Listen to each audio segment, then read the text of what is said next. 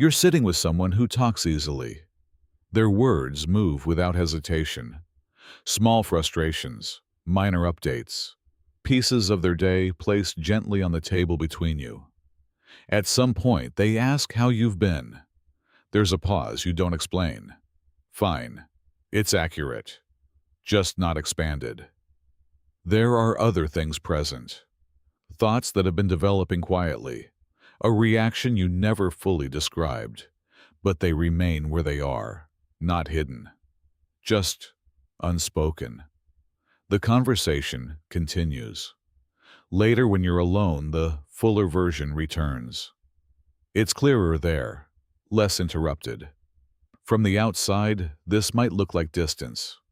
From the inside, it doesn't feel like distance. It feels complete. Some people seem to discover what they feel by saying it. The words help them understand themselves. You can almost see it happening in real time. For you, understanding seems to happen before the words, or without them. Experience moves inward first. It settles. It rearranges itself quietly. By the time it could be spoken, it already feels processed. And sometimes, once it's processed, it no longer feels necessary to share. In many spaces, quick openness is taken as warmth. Immediate sharing signals trust. When someone narrates their emotions as they happen, it reassures the room. When someone doesn't, the room can grow curious. You may have noticed that look before. The slight tilt of someone trying to read you. The comment about being hard to figure out. Meanwhile, inside, nothing is unclear. Your inner world isn't empty. It's active. It just doesn't broadcast.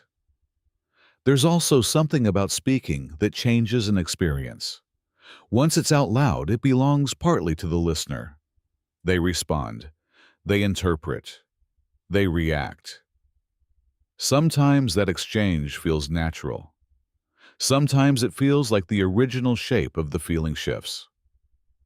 So certain things stay where they are, not because they're fragile, just because they're yours. It can be difficult to tell whether this pattern began as preference or adaptation. Maybe there were moments when sharing felt unnecessary, or moments when it didn't land the way you expected. Nothing dramatic, just small recalibrations over time. Eventually, keeping things inside feels more efficient. If you imagine saying something deeply personal right now, what happens first? Not the thought. The body. Is there openness? Or a subtle tightening? There isn't always a clear answer. Some people seem to feel closer through constant exchange. Their connection grows through mutual revealing. Others seem to feel closer through selective access. Through knowing that what is shared has already been carefully considered. When you do speak about something meaningful, it often sounds steady, almost calm, as if you've already sat with it long enough that it no longer needs volume. That steadiness can be misread as indifference, but indifference feels different on the inside. This feels attentive, just private. There's a certain coherence in carrying your own interior without translating it immediately. It stays intact. It doesn't fragment across reactions or interpretations. And maybe that's what others sense without fully understanding.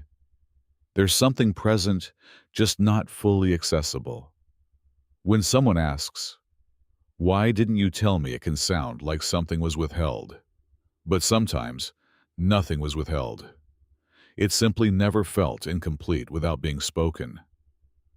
What feels more natural to you, discovering yourself out loud, or discovering yourself alone first?